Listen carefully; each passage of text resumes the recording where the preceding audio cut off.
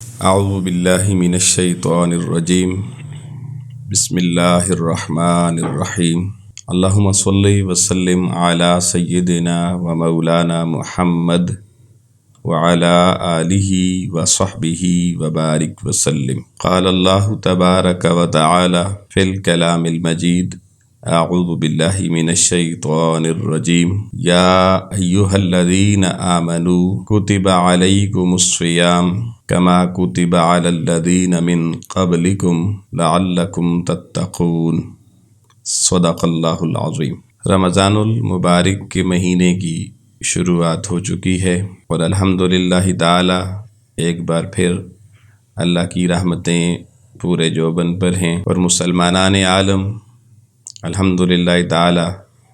روزے کی خوبصورت سعادت سے بہرہ مند ہو رہے ہیں۔ سامعین محترم، یاد رکھیے، دنیا میں انسان کوئی بھی کام کرتا ہے تو اس کام کے کرنے کی کوئی غرض و غایت اور کوئی مقصد ہوا کرتا ہے۔ روزہ رکھنے کا بھی یقیناً کوئی مقصد ہے، ورنہ بھوکا پیاسا رہنا یا نفسانی خواہش کو روک کے رکھنا اگر کوئی مقصد نہ ہو تو پھر بے فائدہ ہے۔ ہم نے جب قرآن مجید سے پوچھا کہ اے کلام الہی بتا روزہ رکھنے کا مقصد کیا ہے، تو اللہ کریم کی ذات نے سورہ بقرہ آیت نمبر 183 میں جواب دیا کہ یا ایھا الذین آمنوا، اے ایمان والو، کتب علیکم الصیام، تم پر روزے فرض کیے گئے ہیں، کما کتب علی الذین من قبلکم، جس طرح تم سے پہلی امتوں پر بھی فرض کیے گئے، لعلکم تتقون، اور روزے کی غرض و غایت اور مقصود و مطلوب کیا ہے؟ لعلکم تتقون، تاکہ تمہیں تقوی نصیب ہو۔ اس آیت کریمہ میں روزے کی غرض و غایت اور روزے کا مقصد بتایا گیا کہ روزہ اس لیے رکھا جاتا ہے کہ روزہ رکھنے والا روزہ دار صاحب تقوی بن جائے۔ اب روزے کی ڈیفینیشن کو اگر دیکھیں تو روزہ صبح سحری سے لے کر افطاری تک کھانے پینے سے رکنے اور خواہشات نفسانی سے رکنے کا نام ہے، شہوتوں سے پرہیز کرنے کا نام ہے۔ اب آپ اس پہ غور کریں کہ اگر روزانہ دنیا میں کروڑوں مسلمان روزہ رکھیں اور مسلمانوں کے روزہ رکھنے سے یقیناً کھانا بھی بچتا ہے، پانی بھی بچتا ہے، تو اگر تو یہ کھانا پینا اللہ کے کسی خزانے میں جمع ہوتا ہو اور اس کی ذات کو معاذ اللہ کوئی فائدہ ہوتا ہو اور پھر ہم اس لیے روزہ رکھتے ہوں، تو پھر تو چلیں سمجھ میں آیا کہ ہمارے روزے کا اللہ کو کوئی فائدہ ہو گیا۔ تو اللہ تعالیٰ کی ذات تو غنی ہے، ہر کھانا دینے والی تو ہے، پانی دینے والی تو ہے، مگر خود ہر چیز سے پاک ہے اور اس کے خزانوں میں کسی چیز کی کمی نہیں کہ یہ کسی ملک کی ریاست میں ایسا نہیں ہے کہ راشن کم ہو گیا ہے تو ریاست کا حکمران کہے کہ آپ ایک ٹائم پہ نہ کھائیں کیونکہ خزانہ خالی ہو جائے گا۔ میرے رب کے خزانوں میں لوگوں کوئی کمی نہیں ہے، جتنا کھلاتا جائے جتنا پلاتا جائے اس کے خزانوں میں آج تک نہ کمی آئی ہے نہ کبھی آئے گی، وہ ہر حد سے ماورا ہے۔ تو پھر سوال یہ پیدا ہوتا ہے اس نے ہمیں کھانا پینا اور خواہشات نفسانی چھوڑنے کا حکم کیوں دیا اور اسے روزہ کیوں کہا؟ اس کا فائدہ کس کو ہوتا ہے؟ تو غور کرنے سے پتہ چلتا ہے کہ روزے کا فائدہ اللہ کی ذات کو نہیں، روزہ رکھنے والے کو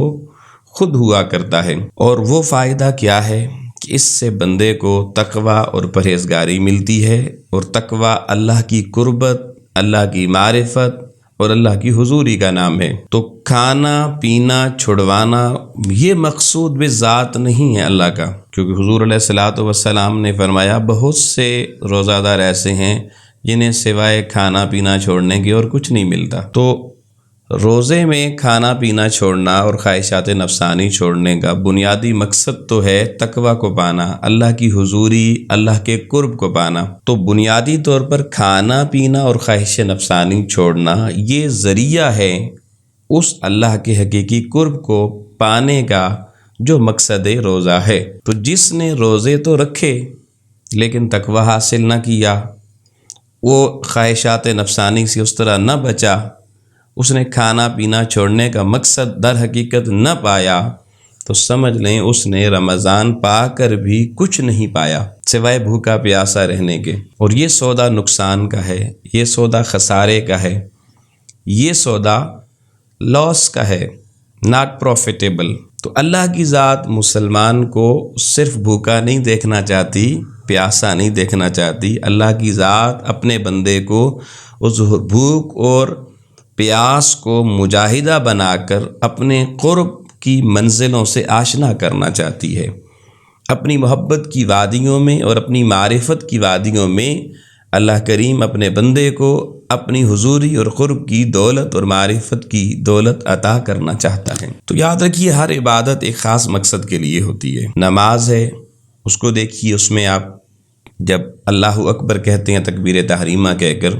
تو اب اللہ کی بارگاہ میں ہاتھ اٹھا کر اعلان کرتے ہیں کہ مولا ساری کائنات سے میں نے اپنے ہاتھ اٹھا لیے، تیری بارگاہ میں باندھنے جا رہا ہوں، سارے زمانے سے کٹ رہا ہوں، تیرے ساتھ جڑ رہا ہوں۔ پھر قیام کرتا ہے اور نگاہ اور اپنا رخ قبلہ کی طرف رکھتا ہے، یوں یکسوئی اختیار کر کے، یک سمت ہو کر، یک جہت ہو کر وہ بندہ اعلان کرتا ہے کہ اللہ میری زندگی میں چاہے مشرق میں گزاروں یا مغرب میں، شمال میں گزاروں یا جنوب میں جہاں پر بھی ہوں، مگر میری زندگی کا رخ اسی طرف رہے گا جس طرف تو ہوگا۔ فَأَيْنَمَا تَوَلَّوْا فَثَمَّ وَجْهُ اللَّهِ، جدھر بھی وہ رخ موڑتا ہے بندہ مومن، اس کا رخ اللہ کی طرف ہی ہوتا ہے، اللہ سے ہٹ کر کسی غیر کی طرف نہیں ہوتا۔ پھر بندہ قیام کے بعد حالت رکوع میں جاتا ہے تو اللہ کی حضور جھک کر اس کی عظمت کے کلمات ادا کر کے وہ اعلان کرتا ہے کہ کلمہ پڑھنے کے بعد یہ گردن اللہ اب تیرے کسی غیر کے آگے کبھی نہیں جھکے گی، یہ فقط تیری حضوری میں جھکے گی۔ سجدے میں سر رکھ کر بندہ پھر اللہ کی کبریائی کے نغمات گا کر سبحان ربی الاعلیٰ کے اعلانات کر کے یہ پیغام دے رہا ہوتا ہے کہ مولا تیری عظمت اور تیری کبریائی کے علاوہ میں کسی کبریائی اور عظمت کو نہیں مانتا۔ تو یہ بنیادی طور پر بندہ سجدے میں اپنے دل میں اللہ کی عظمت کے احساسات کو لاتا ہے، پھر تشہد میں بیٹھتا ہے تو عاجز بن کر، مسکین بن کر، نظریں جھکا کر، تو اپنی تشہد کے ذریعے وہ اپنی عاجزی کا اعلان کرتا ہے، اور پھر اس میں کلمات تشکر بجا لاتے ہوئے حضور علیہ السلام پہ درود و سلام پڑھ کر، اللہ کی توحید کی گواہی دے کر وہ بنیادی طور پر اعلان کر رہا ہوتا ہے کہ میں اللہ کی محبت، رسول کریم کی اطاعت، یہ میری زندگی کا سرمایہ ہے، اور پھر دعائیہ کلمات کے ساتھ سلام وہ پھیرتا ہے۔ تو آپ دیکھیے یہ پوری نماز اس بندے کو ہر اپنے رکن کے اندر ایک پیغام دے رہی ہے، ایک مقصد سمجھا رہی ہے۔ تو اگر کوئی شخص نماز تو پڑھے لیکن یہ مقصد حاصل نہ کرے، رجوع اللہ قائم ہی نہ ہو، ربط رسالت اس کی زندگی میں آئے ہی نہ، تو پھر قرآن مجید کہتا ہے فَوَيْلٌ لِّلْمُصَلِّينَ، ایسے نمازی برباد ہو گئے، الَّذِينَ هُمْ عَنْ صَلَاتِهِمْ سَاهُونَ، کہ جنہوں نے نماز تو پڑھی مگر ان کی نماز انہیں وہ احساس نہ دلا سکی، وہ ان کے اندر وہ جذبات پیدا نہ کر سکی جو نماز کا مقصد تھا، اور وہ نماز پڑھ کے بھی مقصد نماز سے غافل رہا، دور رہا۔ الذین ہم یراؤون، اس کی نماز فقط دیکھنے میں ایک ایکسرسائز تھی، ایک دکھاوا تھا، ایک ریاکاری تھی۔ تو نماز کوئی دوڑ کا مقابلہ تو تھا نہیں، کوئی ایکسرسائز کا مقابلہ تو تھا نہیں جو جیتنا تھا، اس کا مقصد حضوری بارگاہ الہ تھا، وہ مقصد حاصل نہ ہوا تو فوائل، وہ نماز باعث سے ہلاکت بن گئی۔ تو سملرلی روزہ بھی اللہ کی ایک ایسی عبادت ہے جس کا مقصد حصول پرہیزگاری، حصول تقوی، حصول معرفت الہی ہے۔ ہمیں غور کرنا چاہیے کہ جب ہم روزہ رکھتے ہیں تو کیا ہم نے ہر روزہ رکھ کر تقوی کی کوئی نہ کوئی پوٹینسی پائی؟ اگر تو کچھ نہ کچھ تقوی نصیب ہوا، کچھ حرام راہوں سے بچنے میں کامیاب ہوئے، حلال راہوں کی طرف بڑھنے میں، فرائض اور واجبات کی ادائیگی میں ہماری توجہ بڑھی، تو اٹ مینز کہ روزہ ہماری زندگی میں تبدیلی اور تغیر لا رہا ہے۔ حضرت سیدنا فاروق اعظم رضی اللہ تعالیٰ عنہ کی مجلس لگی ہوئی ہے، آپ کے یاران طریقت بیٹھے ہوئے ہیں۔ آپ نے پوچھا بھائی یہ بتائیے تقویٰ کسے کہتے ہیں؟ تو ایک دیہاتی اعرابی بزرگ کھڑا ہوا، اس نے کہا حضور اگر اجازت فرمائیں تو میں بتاؤں تقویٰ کسے کہتے ہیں؟ آپ نے کہا بتائیے۔ وہ کہنے لگا حضور آپ نے کبھی کسی جنگل میں خاردار جھاڑیوں والا پرخطر جنگل اس میں سفر کیا؟ آپ نے کہا جی کیا۔ کہا تو اگر اس خاردار اور جھاڑی بھرے جنگل میں گزرنے کے لیے صرف ایک باریک سی پگ ڈنڈی ہو، کوئی بڑی سڑک شاہراہ یا راستہ نہ ہو، تو آپ بتائیں آپ اس جنگل میں سے کیسے گزریں گے؟ آپ فرمانے لگے میں اپنا دامن بچا کر، اپنے کپڑے سمیٹ کر، بچا کر کے، سمٹ کے میں وہاں سے گزرنے کی کوشش کروں گا۔ اس بزرگ نے کہا حضور اس کانٹوں بھرے جھاڑیوں والے جنگل میں سے اپنا دامن بچا کے جس طرح آپ گزریں گے، اسی طریقے سے ایمان کی راہوں پہ شیطان کے پھیلائے ہوئے گناہوں کے کانٹوں سے، شرک اور کفر کے جھاڑیوں سے، جھوٹ، بددیانتی، بدعہدی اور بے حیائی کی کانٹوں اور جھاڑیوں سے اپنا دامن بچا کے گزر جانا، یہی تو تقویٰ کہلاتا ہے۔ آپ دیکھیے کہ کتنی خوبصورت تقویٰ کی تعریف اس بزرگ نے کی کہ اس راہ پر، راہ ایمان پر، جسے اہدنا الصراط المستقیم کہتے ہیں، صراط مستقیم کہتے ہیں، کہ جس پر شیطان اپنا پڑاؤ رکھ کر اپنے ڈیرے ڈال کے ہمہ وقت بیٹھا ہوا ہے، جب سے بارگاہ الہ سے نکلا ہے ذلیل ہو کر تب سے بیٹھا ہوا ہے، اور ہمیں ذلیل بنانے کے لیے، راہ خدا سے دور لے جانے کے لیے ہر وقت ہر جہت سے ہمارے اوپر حملے کر رہا ہے۔ اب اس کے ہر حملے سے، اس کے ہر کانٹے سے اپنا دامن بچا لینا، اسی کو پرہیزگاری اور تقویٰ کہا جاتا ہے، اور یہی مقصود روزہ بھی ہے۔ تو مقصد روزہ تقویٰ کا حصول بنا۔ آپ یہ دیکھیں کہ اللہ کی عبادات میں سے سب سے بڑی عبادت نماز کہلاتی ہے، اور نماز کے حوالے سے حضور احمد عالم صلی اللہ علیہ وآلہ وسلم کا فرمان ہے کہ کوئی بھی شخص پیاز یا لہسن کھا کر مسجد میں نہ آئے، کیونکہ اس سے باقی نمازیوں کو اور فرشتوں کو اذیت پہنچتی ہے۔ آقا علیہ السلام نے اپنے لیے اس نمازی کو بھی باعث اذیت قرار دیا جو پیاز اور لہسن کھا کر آئے، کیونکہ پیاز اور لہسن کی وجہ سے اس نمازی کے منہ سے بو آتی ہے، یعنی نمازی کے منہ سے بو آنا اس کو شریعت میں ناپسندیدہ قرار دیا گیا۔ مگر آپ دیکھیے اللہ نے ساری عبادات میں سے روزے کو جو باقی عبادتوں سے انفرادیت عطا کی، جو ممتاز کیا، جو یگانہ کیا، اس کو رحمت عالم صلی اللہ علیہ وسلم کی زبان اقدس سے سنیے کہ آقا علیہ الصلوۃ والسلام فرماتے ہیں کہ اگر روزہ دار روزہ رکھے تو یقیناً صبح سے اس نے کھایا پیا کچھ نہیں ہوگا، جوں دن کے پہر گزرتے چلے جاتے ہیں تو اس کا پیٹ خالی ہونے کی وجہ سے اس کے منہ میں بھی اسمیل آنا شروع ہو جاتی ہے، اور عصر کا وقت یا اس کے بعد وہ اسمیل بڑھ بھی جاتی ہے۔ مگر آپ دیکھیے ایک طرف نمازی کے منہ سے لہسن پیاز کی بو آئے تو اسے مسجد آنا پسند نہیں کیا گیا، اور یہ کہا گیا کہ فرشتوں کو اذیت ہوتی ہے، نمازیوں کو اذیت ہوتی ہے۔ لیکن آقا علیہ الصلوۃ والسلام فرماتے ہیں کہ روزہ رکھ کے اگر کوئی شخص بھوک اور پیاس برداشت اللہ کے لیے کرے اور حصول تقویٰ کے لیے گامزن ہو، تو اس کے منہ سے جو بو آتی ہے وہ اللہ کو مشک و عنبر کی خوشبو سے بھی زیادہ اچھی لگتی ہے۔ یعنی روزہ دار کے منہ کی جو بو ہے وہ اللہ کو مشک، عنبر اور کستوری کی خوشبو سے بھی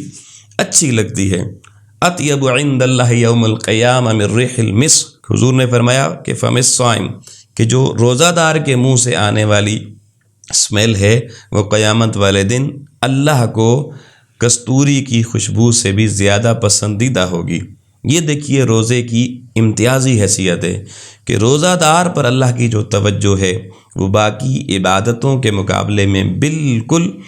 اس کا انداز اور اس کی جہت جداگانہ اور امتیازی ہے۔ پھر آقا نبی کریم علیہ الصلوۃ والسلام نے فرمایا، صحیح مسلم شریف اور دیگر سیاستہ کی کتب میں یہ حدیث موجود ہے کہ للصائم فرحتان،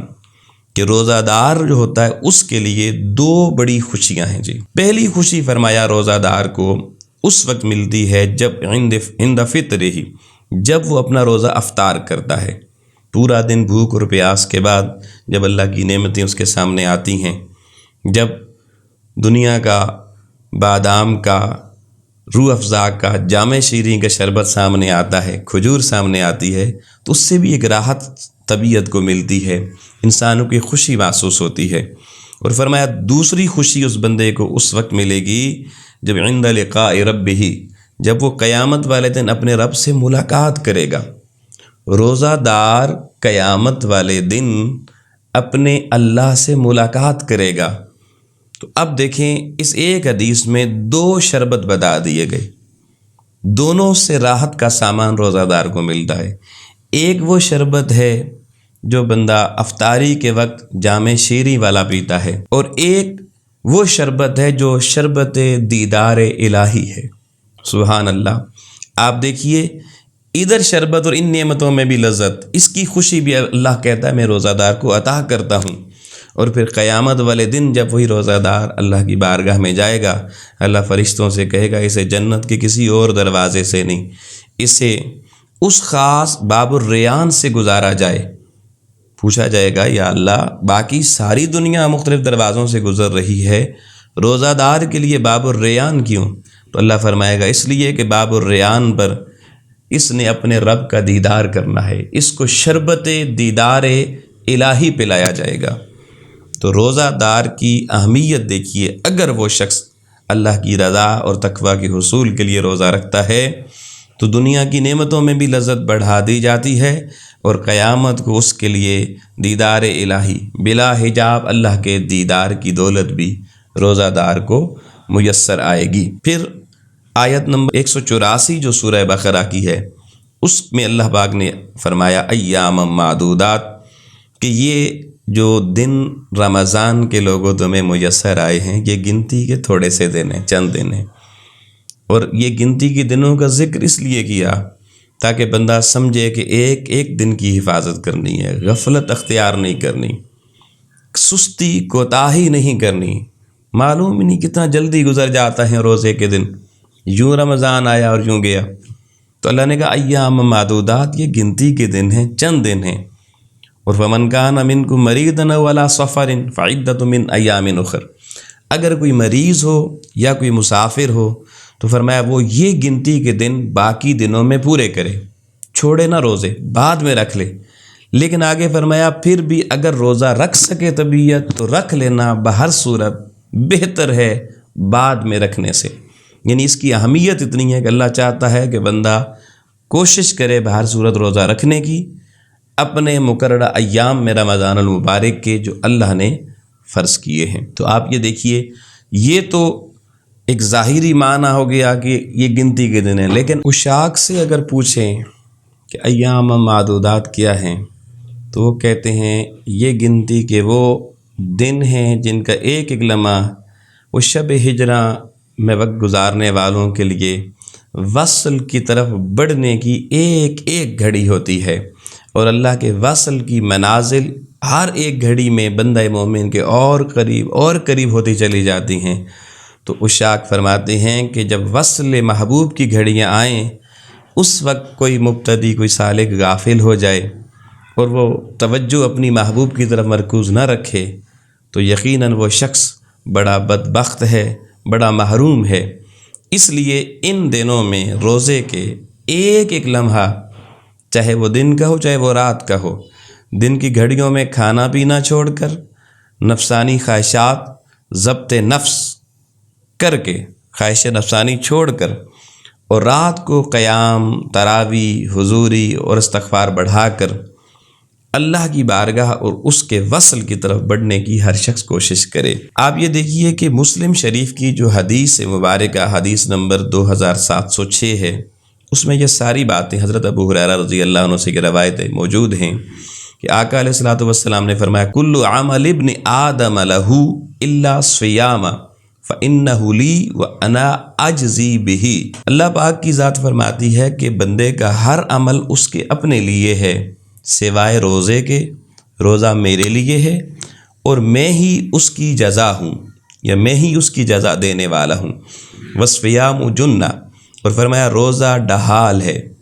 اللہ کے ہر دشمن کے آگے سب سے مضبوط ڈھال روزے کو قرار دیا گیا۔ فَإِذَا كَانَ يَوْمُ الصَّوْمِ أَحَدِكُمْ، اور اگر کسی دن آپ کا روزہ ہو، حضور نے فرمایا جب آپ نے روزہ رکھا ہوا ہو، فَلَا يَرْفُث،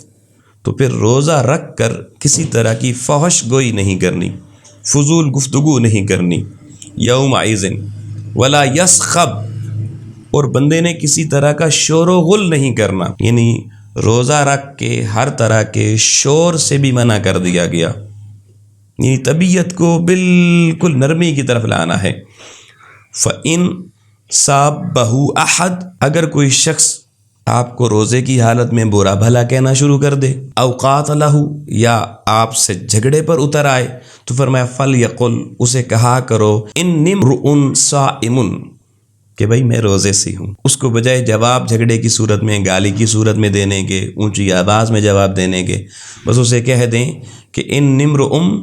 صَائِمٌ، کہ میں بھئی روزے سے ہوں۔ تو حضور نے فرمایا وَالَّذِی نَفْسُ مُحَمَّدٍ بِیَدِهِ لخلوف فم الصائم اطیب عند اللہ یوم القیامت من ریح المسک، فرمایا اس اللہ کی عزت کی قسم جس کے قبضہ قدرت میں محمد کی جان ہے کہ روزہ دار کے منہ سے آنے والی بو اللہ کے ہاں مشک عنبر و کستوری سے قیامت والے دن بہتر ہوگی۔ اور پھر فرمایا وللصائم فرحتان، روزہ دار کے لیے دو بڑی خوشیاں ہیں، یفرحہما اذا افطر فرح بفطرہ، جب وہ روزہ افطار کرے گا تو اسے افطاری سے اللہ فرحت دل کی عطا فرمائے گا۔ اور دوسرا فرمایا وَإِذَا لَقِيَ رَبَّهُ فَرِحَ بِصَوْمِهِ، جب وہ قیامت والے دن اپنے رب کا بلا حجاب دیدار کرے گا تو اللہ سے ملاقات اور دیدار جو اس کو روزے کی وجہ سے ملے گی، وہ روزہ اس وقت اس کے لیے سب سے بڑا راحت کا اور تسکین کا حقیقی سبب بنے گا۔ تو آئیے سامعین محترم، ابھی رمضان کا مہینہ جاری ہے، بجائے اس کے کہ ہم یہ سوچتے یہ مہینہ گزار دیں گے، کل کریں گے، پرسوں کریں گے، آج ابھی اور اسی وقت سے آپ اپنے آپ کو تیار کر لیں کہ ایک لمحہ بھی ہم نے ضائع نہیں کرنا، اپنی اللہ کی بارگاہ میں رجوع بڑھا دیں، نماز پہ توجہ دیں، قرآن کی تلاوت پہ بالخصوص توجہ دیں، جتنا ہو سکے اللہ کی بارگاہ میں رجوع کامل کے ساتھ قرآن پڑھیں، قرآن کا ترجمہ پڑھیں، قرآن مجید کے مفہوم کو سمجھنے کی کوشش کریں، اور تسبیح، تحلیل اور استغفار کی کثرت کریں، اور زبان کو کوشش کریں بہت سوچ سمجھ کے استعمال کریں، لوگوں سے کوشش کریں ملیں کم، ضروری ملنا ہو ضروری بات کریں، وہ بھی نرم لہجے میں، اور رجوع اپنا کامل اس طرف رکھیں کہ میں روزے سے ہوں۔ انشاءاللہ تعالیٰ میں پورے وثوق سے کہتا ہوں اگر ہم اس رمضان المبارک کو رجوع اللہ سامنے رکھ کر روزے میں اپنے دماغ، اپنے دل کو اللہ کی بارگاہ اور حضوری میں حاضر کر کے اپنا ہر لمحہ بسر کریں گے، قرآن کی تلاوت کثرت سے کریں گے، تراویح کی نماز صحیح بر وقت پوری پڑھیں گے، اور روزے میں ہر طرح کی ڈسپلن جو روزے کا اس کی پابندی کریں گے، نظم و نسق کے روزہ کی پابندی کریں گے، اپنے نفسانی خواہشات کو صحیح معنوں میں کنٹرول کریں گے، کھانے پینے سے ایوائڈ کریں گے، انشاءاللہ تعالی رمضان کا مہینہ اپنے اختتام پر بعد میں پہنچے گا، اللہ کے وصل کی گھڑیاں روزہ داروں کو پہلے نصیب ہوں گی۔ وآخر دعوانا ان الحمد للہ رب العالمین۔